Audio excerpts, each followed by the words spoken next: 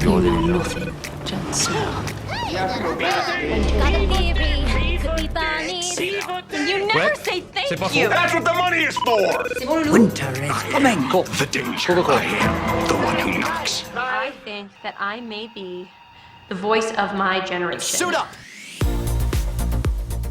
Bonjour tout le monde et bienvenue dans PIC TV, le podcast qui décortique et analyse vos séries préférées. Je m'appelle Anaïs Bordage et à mes côtés se trouve la brillante Marie Telling. Salut Marie. Merci. Salut Anaïs. Dans cet épisode, on débriefe une des séries les plus attendues de 2021. Il s'agit de Fondation, adaptée de l'œuvre culte d'Isaac Asimov et diffusée en ce moment sur Apple TV+. Au programme, psychohistoire, déterminisme, guerre intergalactique et bond dans le temps.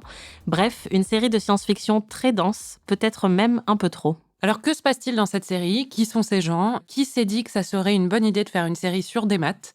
On répond à toutes ces questions dans cet épisode. Mais avant ça, le pic de la semaine. Marie, c'est quoi ton pic ? Alors mon pic, c'est Adele. Il faut savoir qu'au moment où on enregistre cet épisode, le nouvel album d'Adele n'est pas encore sorti. Mais on l'attend de pied ferme. En ce qui me concerne, je l'attends depuis 6 ans en fait, depuis la sortie de 25. Personne, aucune autre chanteuse, aucun autre musicien ne peut me faire ressentir ce que me fait ressentir Adele. Et là, elle vient de divorcer, donc à mon avis, elle va me faire ressentir des choses extraordinaires. Et j'ai très très hâte de l'écouter en regardant tomber la pluie dehors avec une tasse de thé dans mes mains. Voilà. Je savais pas qu'elle avait divorcé. Ah bah oui. Good for her. Et c'est pour ça que j'attends ça avec impatience. Attends, un album post-divorce d'Adele, ça va être C'est incroyable. clair. Et toi, Anaïs, c'est quoi ton pic ? Mon pic, c'est une citation d'un épisode de Succession, la série OCS dont on vous a déjà beaucoup parlé et vous inquiétez pas, on va vous en reparler. La saison 3 vient de commencer sur OCS et il y a un épisode qui va arriver très bientôt. Je ne peux pas révéler l'intrigue, mais je peux vous dire que Shiv dit à son mari « I love you » et que son mari Tom lui répond « It's good to know we don't have an unbalanced love portfolio ».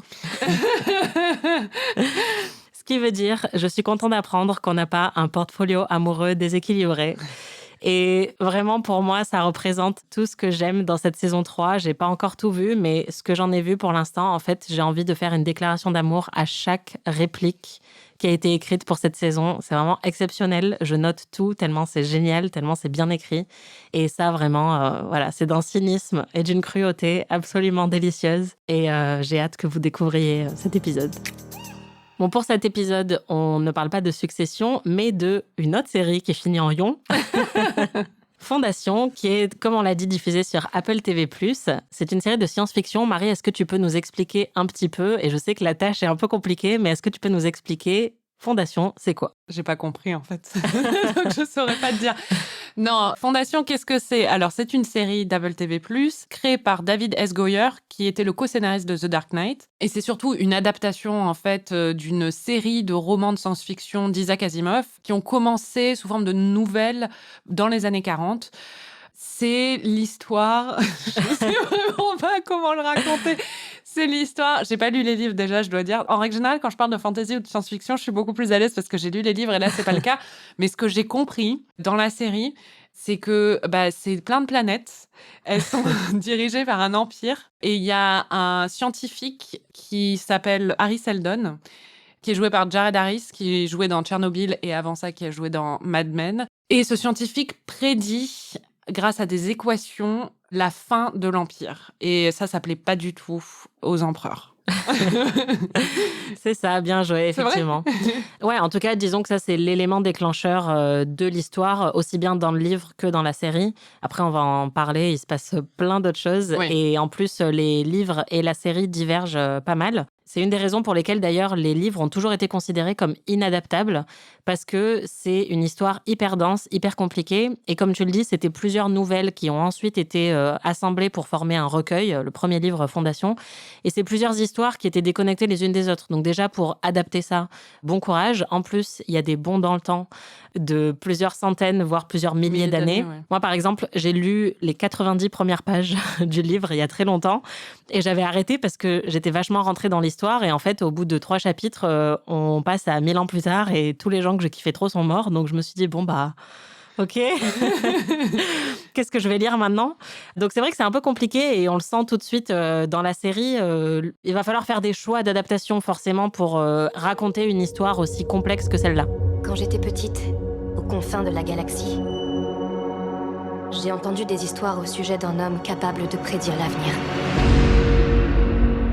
Son histoire est restée obscure pour moi pendant bien des années. Jusqu'à ce que cette histoire devienne la mienne.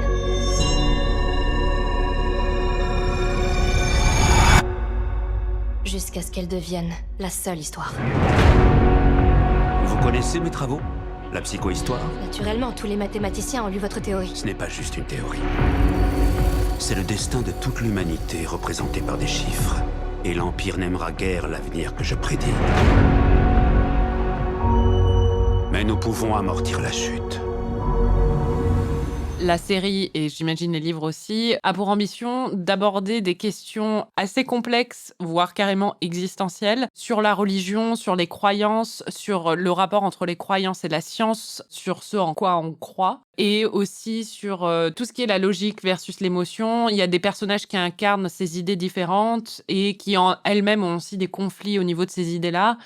C'est pas une entreprise facile et surtout quand on est déjà en train d'établir une mythologie et de nous expliquer un univers, de commencer à aborder ces questions-là dès le premier épisode, c'est assez ambitieux. Surtout que, tu l'as dit, Harry Seldon, qui est un peu l'élément déclencheur et qui est un des personnages principaux, et c'est pas le seul, c'est un mathématicien, en fait. Il y a beaucoup de personnages qui sont des mathématiciens et toute l'essence, en fait, du récit, c'est la science, c'est ces mathématiques qui ont permis à Harry de prédire la chute de l'Empire. Et en fait, on va voir justement cette chute et est-ce qu'elle va se réaliser ou pas et est-ce que toutes ces prédictions vont se réaliser sur des centaines et des centaines d'années. Donc, il y a une échelle épique dans Fondation et c'est ça qui rend, à mon avis, la série aussi fascinante parce qu'on se dit comment ils vont réussir à retomber sur leurs pattes. C'est aussi pour ça que les livres sont adorés et puis c'est des livres fondateurs de la science-fiction puisque ça remonte quand même aux années 40 et c'est un peu ça qui a posé les bases pour plein d'autres récits qui ont suivi. Mais c'est vrai que c'est un peu compliqué de rentrer dedans au départ.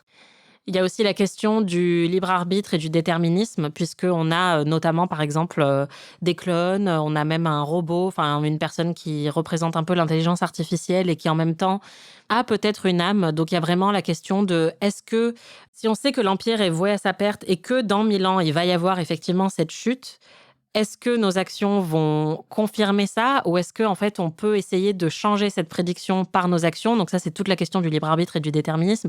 Donc c'est vraiment hyper abstrait. Tu me donnes trop envie de voir la série. Ouais, dès que je vais parler de philosophie, je suis on fire. Parce que j'ai pas l'impression d'avoir vu la même chose. Si, en vrai, mais j'étais pas... Enfin, mon cerveau était un peu en mode... Bah, c'est ça, feignant, honnêtement, je comprends qu'on puisse rester un peu en dehors parce que même moi, en fait, c'est des thèmes qui me plaisent beaucoup. Il y a effectivement, par exemple, une jeune héroïne qui vient d'un milieu très croyant, très religieux et qui a appris les maths envers et contre tout alors que c'était interdit. C'est le personnage le plus intéressant, moi, je trouve, de toute la série, quoi. Ouais. Même elle est tout le temps confrontée à, en fait, comment peser les calculs mathématiques versus les émotions. Est-ce que le ressenti ou, par exemple, est-ce que l'amour va être plus important qu'une prédiction pragmatique et un calcul scientifique? Donc tout ça, c'est des questions hyper intéressantes, mais ça ne fonctionne que si on a des bons personnages, parce qu'en vrai, tout ça, on s'en fout si on n'a pas juste des personnages préférés, des héroïnes et des héros où on se dit, j'ai envie de savoir où il va aller, j'ai pas envie qu'il meure, j'ai envie de savoir ce qui va lui arriver. Et ça, honnêtement, au début, on n'y est pas trop. Moi, j'avoue, il y a des choses qui m'ont beaucoup plu. Et c'est ça qui rend l'expérience de regarder cette série d'autant plus frustrante, parce qu'il y a beaucoup de choses qui ne marchent pas pour moi. Et les choses qui m'ont plu, du coup, je suis un peu sur ma faim et j'ai vraiment envie de les voir se développer. Ce qui m'a plu, c'est le personnage que tu as décrit de la jeune mathématicienne qui vient d'une famille très religieuse. Gail Dornick. Voilà, qui est écrit différemment dans le livre. J'ai lu les 3 premières pages du livre, il faut savoir, parce que c'est un homme dans le livre et là, c'est une femme.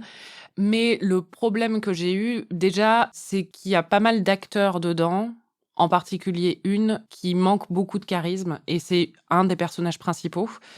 Du coup, quand on regarde la série, on a du mal à s'attacher à elle, personnellement. Et je sais que c'était aussi une question dans Game of Thrones au début, où il y avait certains acteurs qui manquaient un peu de charisme, mais il y avait une telle gamme de jeux parmi les acteurs et des acteurs qui revenaient à tous les épisodes et qu'on voyait souvent que c'était pas un problème en fait. On avait le temps de s'attacher. Là, vraiment, on passe beaucoup de temps sur des espèces de questions de mythologie, d'histoire, avec des grandes fresques. Dans chaque épisode, il y a des grandes fresques d'exposition et on a l'impression d'avoir une série de scènes d'exposition qui nous expliquent en fait la mythologie et qui nous expliquent cet univers. Et au final, il y a très peu de scènes intimes qui développent la personnalité de certains personnages, qui est dans leur quotidien, au lieu d'être dans une espèce d'échelle, comme tu dis, épique. On est tout le temps dans l'épique et on n'est jamais dans le quotidien et le prosaïque. Et ça manque vraiment. Et ça permet pas justement de s'attacher à des personnages. Parce que quand on voit tout le temps les personnages dans des situations un peu grandiloquentes, c'est difficile de s'attacher à leur personnalité, à ce qui fait qu'ils sont originaux, ce qui fait qu'ils sont attachants. Là, on le voit pas vraiment. Et pour moi, c'est un des gros problèmes de la série, c'est qu'elle manque un peu de cette émotion. Ouais, elle manque un peu d'âme, surtout au début, parce que on n'a pas le droit de trop en dire, mais moi, j'ai vu les 10 épisodes, donc la saison entière. Et honnêtement, dans la deuxième partie, il y a beaucoup plus de développement justement des personnages parce qu'on sent que c'est bon, les scénaristes ont un peu soufflé et qu'ils se sont dit c'est bon, on a mis toute l'exposition, on a bombardé tout le monde d'informations et donc là, on peut vraiment commencer à raconter une histoire et à entremêler un petit peu tous les fils. Mais c'est vrai que les 4, 5, 6 premiers épisodes, ils lancent, comme tu dis, plein d'intrigues, ils lancent plein d'arcs narratifs dont on ne sait pas s'ils vont être résolus ou pas et on avance donc très lentement parce qu'il y a plein d'intrigues séparées. On se doute évidemment qu'elles vont être liées à un moment parce que ça, c'est une des différences avec les livres. Ils mêlent un petit peu plus les histoires. Mais c'est compliqué quand on fait des bonds d'intrigue en intrigue tout le temps de s'attacher, surtout quand, comme tu le dis, en fait, moi, j'ai l'impression qu'il faut que je regarde les épisodes avec un carnet et un stylo à la main pour prendre des notes et que j'ai une frise chronologique. Enfin, tu sais, c'est comme dans les livres de fantasy où tu dois toujours revenir au début pour regarder la carte. Oui, l'arbre généalogique aussi. Ouais, voilà. Et qui est qui et où sont les personnages. Bah là, c'est un peu pareil. T'as l'impression qu'il faut un index pour comprendre ce que t'es en train de regarder et c'est un peu frustrant. T'es une bien meilleure élève que moi. C'est là où je le vois parce que alors moi, j'ai pas du tout eu cet instinct. Moi, mon instinct, c'était juste, je voulais arrêter de regarder, quoi. Au final, je suis contente d'avoir continué pour le podcast, j'avoue. Le premier épisode était très bon et ça m'a assez emballé. Mais à partir du deuxième, troisième, j'ai été lassée très vite et j'ai eu du mal à tenir. Mais je pense que je vais continuer à regarder parce qu'il y a des éléments de l'intrigue qui me plaisent bien. Il y a des histoires individuelles qui me plaisent bien et que j'ai envie de voir se poursuivre sur le long cours. Donc, je vais la continuer, mais je suis pas conquise, quoi. Et justement, j'ai pas envie de faire ce travail. Je pense que je le fais beaucoup plus facilement sur d'autres séries parce que j'ai lu le livre en général et que donc j'ai fait ce travail en amont et que j'ai pas besoin de faire cet effort. Il faut le savoir, si vous regardez la série et que vous avez ce ressenti, moi je trouve qu'elle trouve vraiment son souffle et son rythme dans la deuxième partie et j'ai beaucoup d'espoir pour la saison 2.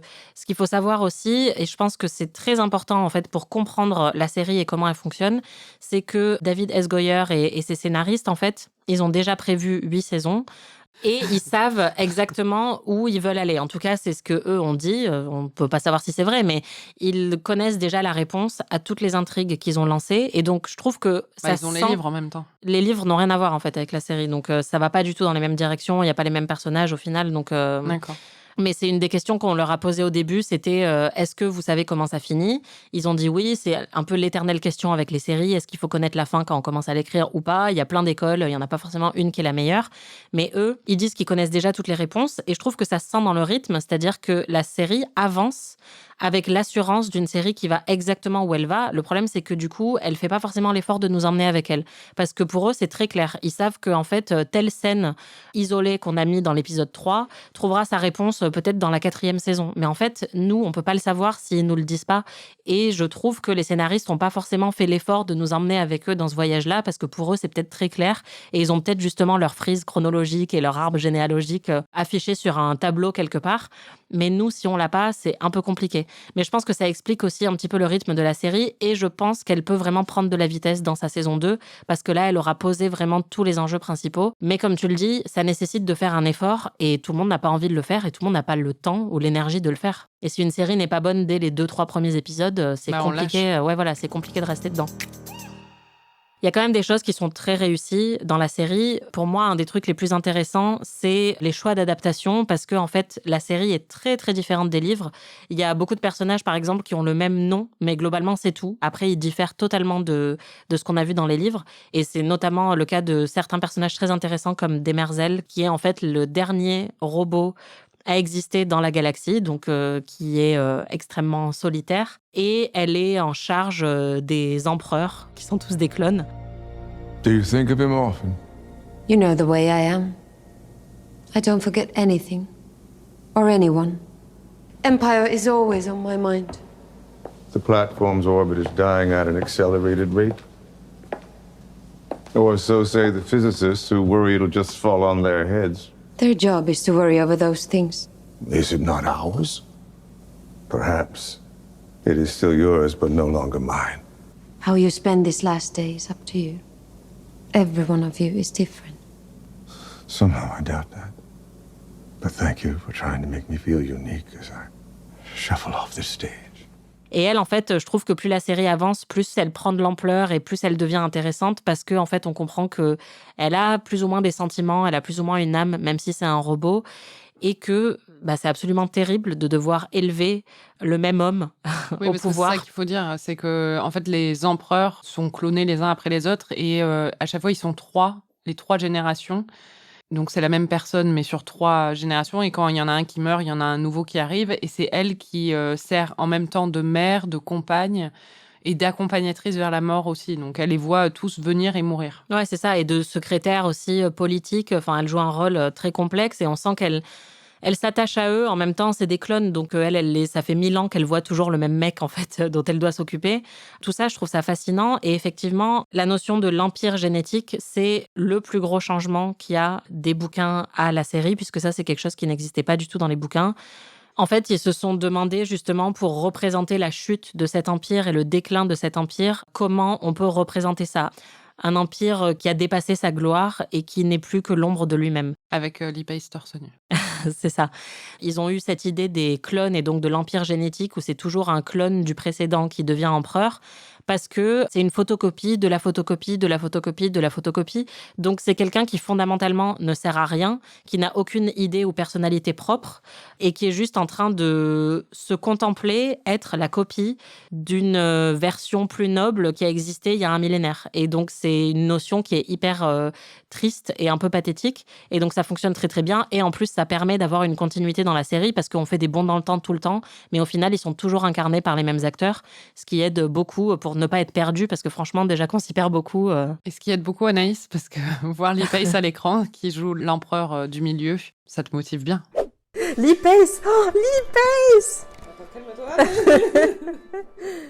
Je pense qu'ils ont mis une clause dans le contrat de Lee Pace qui disait qu'il faut qu'il soit torse nu au moins 20% de chaque épisode parce qu'il est vraiment tout le temps à poil et je m'en réjouis.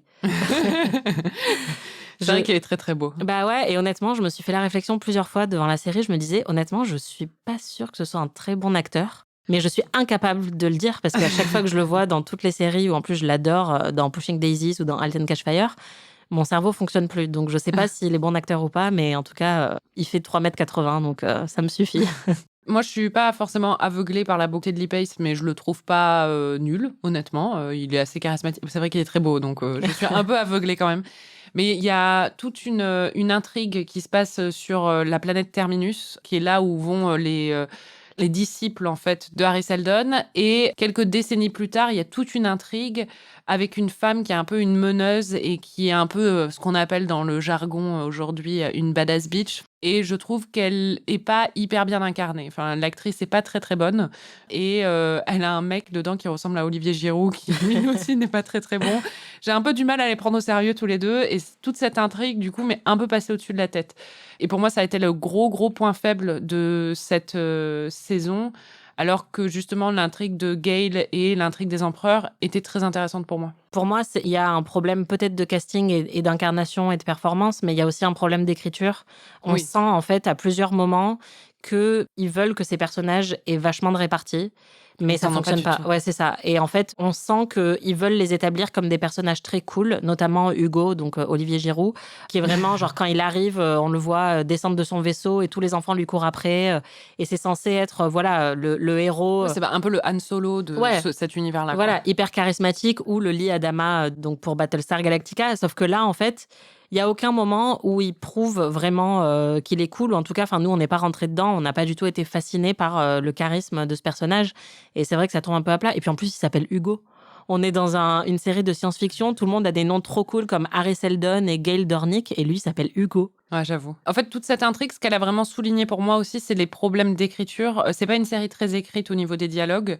Ça fonctionne justement quand on est dans des grandes fresques, parce qu'on n'a pas besoin de dialogue dans ces moments-là et que justement, c'est tous un peu des taiseux qui évoluent dans cet univers. Mais quand on arrive dans cette intrigue-là, on se rend compte dans leurs échanges, quand ils essaient vraiment d'écrire, comme tu dis, des répliques ou des choses comme ça, que ça fonctionne pas trop et qu'il leur manque un peu une plume au niveau répartie et au niveau écriture de dialogue. C'est ça. Enfin, je pense que ça manque surtout sur l'humour, en fait, et sur le côté un peu mordant. Surtout que, on va il n'y a pas de recul par rapport à la série, quoi. Ils se prennent très au sérieux. Après, David S. Goyer est pas connu. Enfin, c'est aussi le mec qui a fait Man of Steel et Batman vs Superman. Enfin, je veux dire, c'est sa brand, quoi. C'est-à-dire que, justement, il est pas du tout dans le côté un peu méta ou dans l'humour. Joss Whedon. Ouais, voilà. Et ça se sent vachement. C'est un problème. C'est-à-dire que Battlestar Galactica, qui, pour moi, est la série qu'on peut le plus comparer à cette série. Et qui est une série de référence. En science-fiction, et ça se passe dans l'espace aussi. Il y a plusieurs planètes, il y a des grandes questions religieuses et des grandes questions sur les croyances, sur l'évolution de l'humanité, des choses comme ça. Série brillante où on rentre dans l'action dès le début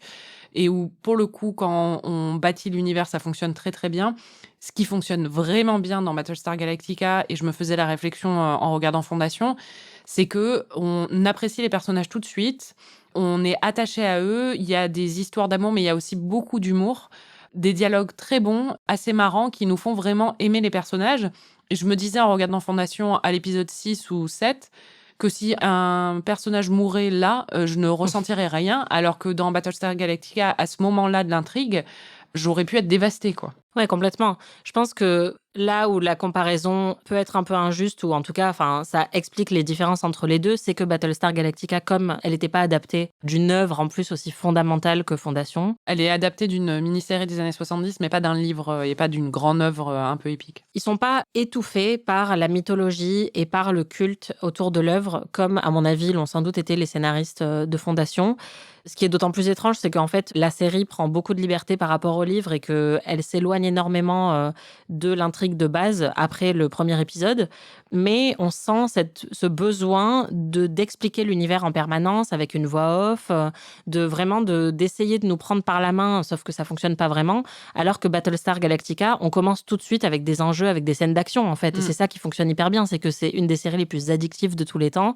Et après, dans une deuxième partie, Battlestar Galactica, c'est saisons qui d'ailleurs sont les plus contestées, c'est justement celles qui ont essayé de bâtir là-dessus pour aussi construire une mythologie de plus en plus vaste et de plus en plus dense et parfois de plus en plus incompréhensible. Et ça, c'est beaucoup plus casse-gueule, mais ils l'ont fait alors qu'ils avaient déjà établi des enjeux émotionnels hyper forts avec les personnages. Et Fondation fait l'inverse, c'est-à-dire qu'ils nous bombardent d'abord de mythologie et d'informations et ils construisent après les personnages autour, sauf qu'il faut être sûr que les gens vont rester.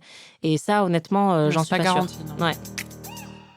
Il y a un autre choix d'adaptation très intéressant. On l'a dit, les personnages sont assez différents. Il y a aussi quelque chose quand même que moi je trouve plutôt cool, c'est qu'ils ont voulu moderniser l'œuvre de Isaac Asimov, parce que quand on regarde ses livres, alors je n'ai lu que les 90 premières pages, mais apparemment ça continue aussi pour la suite, c'est quasiment exclusivement masculin. Et là, dans la série, la majorité des personnages principaux sont en fait des héroïnes. Ce sont des femmes, dont une grosse partie sont des femmes racisées.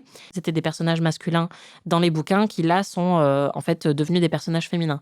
Je trouve que ça fonctionne plutôt bien, pas seulement parce qu'ils ont décidé d'inverser les genres, mais aussi parce que ça montre une représentation peut-être un peu plus intéressante de cette galaxie où tout le monde n'est pas blanc et où tout le monde n'est pas un mec. Et en plus, en ce qui concerne le personnage de Gail, il était hyper boring dans le livre, en tout cas ce que j'en ai lu. Et là, ils l'ont rendu beaucoup plus intéressante. Et c'est vraiment le personnage le plus intéressant de la série, c'est Gail Dornick. It's your first time on an Imperial jump ship. Yes, it is. Just place your hand down the screen, and we'll scan your metrics. Thank you. Gerald. Gail. It doesn't screw me up, but some people come out of the jump feeling a little hungover. I don't drink. Our parents dove an algae farm and we woke up pretty early. You're gonna sleep through this. They make sure of it. You can't have the grav on during the jump. I don't know why. Well, the grav generators output a waveform that corrupts the jump drive's ability to plot fourth-dimensional points at trans-dimensional speeds. Why are you going to Trantor? I'm going to work with Harry Seldon. I won a math contest. Wow. Je trouve que ça fonctionne très bien et c'est toujours bien quand on apporte plus de diversité dans les adaptations, des choses comme ça, et surtout dans les univers de science-fiction où les fans ont tendance à être un peu coincés et un peu... Rigide. plus que rigides, hein, il y a du racisme carrément dans leur façon de considérer l'œuvre et les personnages de leur saga préférée, ou surtout il faut pas que tel personnage soit noir, alors que bon, il y a des dragons et tu te dis, on est en train de créer un univers complètement. C'est pas parce qu'Isaac Asimov a pas mis un personnage noir dans son livre qu'on peut pas en mettre un dans la série. Après, j'ai tendance aussi à être un tout petit peu, peut-être, cynique quand je vois ce genre d'adaptation aussi, où j'ai un peu l'impression parfois, c'est avec les plateformes et tout ça, qu'on nous livre des meufs badass pour un peu satisfaire un goût qu'on a aujourd'hui pour ce genre de personnage, de façon parfois un petit peu facile. Et c'est mon problème avec le personnage de Salvor, qui pour moi est écrit un peu avec les pieds, et juste tout ce qui la caractérise, c'est que c'est une meuf qui sait se battre, et ça, je trouve ça un peu facile, quoi. Et pour moi, je veux pas les taxer de ça, parce qu'en même temps, je suis d'accord avec toi dans le sens où Gale est très intéressante, et pour moi, c'est mon personnage préféré de la saison. Donc, je suis très contente qu'ils aient fait ça justement avec son personnage et qu'il ait renversé. Je pense qu'elle serait bien moins intéressante si c'était un homme blanc ou... Mais en même temps, je trouve que il y a le pendant de ça dans le personnage de Salvor, où on voit qu'ils ont essayé de faire quelque chose, mais c'est pas non plus très réfléchi et ils l'exploitent pas très bien, je trouve, et parfois ça fait un peu opportuniste. Ouais, moi honnêtement, je pense pas que ce soit opportuniste. Enfin, j'ai l'impression que, en tout cas, eux, ce qu'ils ont dit, c'est qu'ils avaient juste casté, en se disant, voilà, clairement, il faut moderniser l'œuvre. C'est pas possible d'avoir que des mecs dans le casting, mais on va pas aller chercher une actrice noire pour jouer tel ou tel personnage. C'est vraiment, ça s'est fait de manière plutôt organique apparemment. Et Lou Liobel qui joue Gale est vraiment excellente en plus, et on la connaissait pas avant. Elle a une présence incroyable, alors que c'est vrai que l'actrice qui joue Salvor Hardin a pas cette présence-là, même si je trouve que dans les derniers épisodes aussi, elle devient un peu plus intéressante. Je suis d'accord avec ton reproche sur le côté badass, mais je trouve quand même que ça fait pas trop cliché. Pour moi, c'est juste qu'elle est mal développée, mais j'ai pas l'impression qu'on essaye de la faire rentrer dans une espèce de case meuf badass. Là, on vous vend vraiment le truc comme si c'était une série horrible. Moi, je trouve quand même qu'il y a plein de personnages qui sont intéressants et qui m'ont touchée. L'émotion met du temps à arriver, mais elle finit par arriver. Et il y a même des petites répliques quand même qui sont plutôt belles. C'est très poétique à certains moments. Il y a notamment le jeune empereur, Brother Don. Le vieil empereur m'a ému, et après le jeune empereur m'a ému aussi. Voilà. L'empereur du milieu, jamais. Moi, l'empereur du milieu m'a aussi ému vers la fin, parce que en fait, le principe de l'Empire, c'est 3 personnages qui en sont un seul, qui représentent l'Empire, c'est que c'est quelqu'un d'extrêmement cruel. Et on le voit à plein de reprises dans la série. C'est même terrifiant à quel point il peut être cruel. Mais en même temps, c'est un personnage qui est hanté justement par sa propre décadence, par le fait qu'il est en train de devenir obsolète et qu'il sert à rien, et que c'est tous des clones, et qu'ils n'ont pas de famille, ils ont que eux-mêmes, et leurs frères, leur père, leur grand-père, c'est eux-mêmes. Et ça devient de plus en plus mélancolique et de plus en plus lourd au fil de la saison. Et il y a notamment ce jeune empereur qui, lui, on le comprend, est différent, ce qui pour un clone ne devrait pas arriver, et qui veut carrément s'échapper, ou en tout cas, qui n'est pas du tout heureux de la vie qu'il mène dans l'Empire. Et donc ça l'humanise beaucoup, et c'est une des intrigues qui est les plus intéressantes, parce que c'est une des rares intrigues à apporter vraiment beaucoup d'émotions dans la série. L'échelle dont on parle, épique, qui parfois fait un peu du mal à la série, c'est aussi parce que c'est une série qui a pour ambition de remplacer Game of Thrones. C'est-à-dire que depuis la fin de Game of Thrones, toutes les grandes chaînes essaient de trouver la nouvelle série qui va créer un engouement similaire. Et beaucoup développent des projets de fantasy ou de science-fiction parce que justement, il y a une adhésion à un univers et à des personnages et la possibilité surtout de faire durer l'histoire pendant des saisons et des saisons et des saisons. Il y a des fans qui existent déjà. Voilà. Et il y a toute une gamme de produits dérivés qui peuvent être tirés de ça aussi. C'est clair. Et donc là, il y a HBO qui sort la nouvelle série Game of Thrones, là sur avant l'époque de Game of Thrones. Il y a Amazon qui va sortir Le Seigneur des Anneaux. Apple TV+, son gros pari, c'est Foundation. Je ne suis pas sûre que ça prenne, honnêtement, mais en même temps, c'est intéressant aussi de voir tous ces projets se développer. Moi, j'aime beaucoup la science-fiction et j'aime beaucoup la fantasy, malgré peut-être ce que j'ai dit dans cet épisode. Je trouve que ça fonctionne pas énormément dans Fondation, mais en même temps, j'ai un peu envie de voir la suite quand même. Je pense qu'il ne faut pas oublier aussi que Game of Thrones est arrivé à un moment très particulier. Et moi, je pense qu'en fait, aucune de ces séries va réussir à reproduire. Voilà, parce que Game of Thrones, c'était une success story incroyable. C'était un des pilotes les plus chers de tous les temps, mais c'était quand même une série qui avait des limites en fait au début. Et on le voit, entre la saison 1 et la saison 8 de Game of Thrones, ça n'a plus rien à voir. Pour moi, le problème de Fondation, même si je pense que j'ai beaucoup plus aimé la série que toi, c'est que Fondation ressemble à la saison 8 de Game of Thrones, alors qu'elle devrait ressembler à la saison 1 ou à la saison 2. C'est-à-dire qu'on sent que c'est une série qui n'a déjà aucune limite, qui a un budget illimité. On leur a dit, vous pouvez faire ce que vous voulez. Alors, je pense que dans les faits, c'est pas vrai. Ça a dû coûter très cher et ils ont dû se faire taper sur les doigts par Apple en permanence pour rentrer dans leurs frais. Mais on sent que voilà, ils se sont dit, on a 8 saisons, on va faire exactement ça. On sait qu'on va pas être annulé parce qu'en plus, Apple, c'est vraiment la grosse caractéristique des séries Apple, c'est qu'elles ont toutes été commandées déjà sur 2 saisons avant même d'être diffusées. Donc, il y avait vraiment une grosse confiance. Et Apple, c'est une des entreprises les plus riches du monde. Donc, ils peuvent faire ce qu'ils veulent. Et donc, ça ne force pas les scénaristes à se mettre dans une position un peu de underdog, d'outsider, où ils doivent trouver comment se sortir d'un problème qui est souvent un problème financier. Et c'est comme ça que plein de séries de génie ont pu devenir des séries de génie. C'est parce qu'elles avaient des contraintes financières et qu'elles devaient trouver comment fonctionner.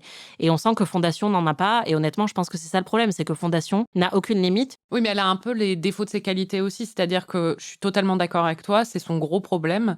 Mais ça veut aussi dire, et là je vais défendre la série, que et je sais que tu es d'accord avec ça, c'est que parce qu'elle n'a aucune limite financière dans l'ordre du raisonnable, enfin pour Hollywood, elle est absolument magnifique visuellement. Et ça, vraiment, il y a des scènes où j'étais là, ça fait des années qu'on dit ça sur les séries, mais c'est hyper cinématographique.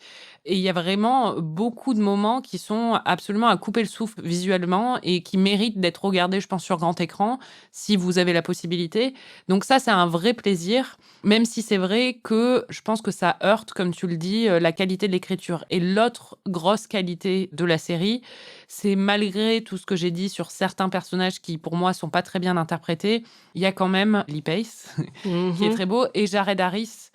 J'étais un peu triste de le voir s'effacer un peu au bout de quelques épisodes. Mais alors lui, vraiment, si je pouvais avoir que des épisodes avec Jared Harris, je serais heureuse pour toujours. C'est clair, c'est aussi lui qui jouait le roi dans The Crown au début et qui est vraiment un peu la figure du charisme paternel, voilà, où on a envie de lui faire confiance. Et il a été merveilleusement casté dans la série. Et honnêtement, c'est ça, moi, qui me retient aussi dans les moments où je m'ennuie un petit peu, c'est que je sais qu'il y a 2-3 acteurs que j'aime vraiment beaucoup dans la série et que j'ai envie de voir continuer à jouer. Mais c'est vrai que c'est le problème de beaucoup de séries en ce moment qui n'ont pas de limite, parce qu'il n'y a pas que les séries Apple, il y en a d'autres, et qui en fait font une saison entière pour arriver au point qui devrait être le point de départ de la série. C'est le syndrome The Politician, quoi. Exactement, c'était le problème avec Netflix qui a donné carte blanche à Ryan Murphy avec The Politician. C'est bien quand des séries ont des contraintes, et là, honnêtement, je pense que voilà. Moi, je vais rester jusqu'à la saison 2, parce que honnêtement, vers la fin, je commençais vraiment à être prise dans le truc, et je me suis aussi habituée au rythme, mais il faut reconnaître que c'est un rythme qui est un peu difficile à appréhender au début. Il se passe plein de choses, mais c'est tellement hermétique en termes d'émotion au début qu'il faut rester. Mais voilà, sachez qu'on voit tout le temps les abdos de Lee Pace. Donc si ça peut vous faire rester un peu plus longtemps, moi je recommande. Un peu plus longtemps. Moi ça m'a fait rester. Non mais vraiment, parfois il m'en faut peu. C'était PIC TV, merci Marie. Merci Anaïs. Et merci les Pikies pour votre écoute et vos retours enthousiastes. Vous pouvez retrouver tous les épisodes de PIC TV sur Slate Audio ou sur votre appli de podcast préférée. En attendant, si vous avez aimé ce podcast, n'hésitez pas à nous mettre 5 étoiles et une petite déclaration d'amour. À très vite. Salut.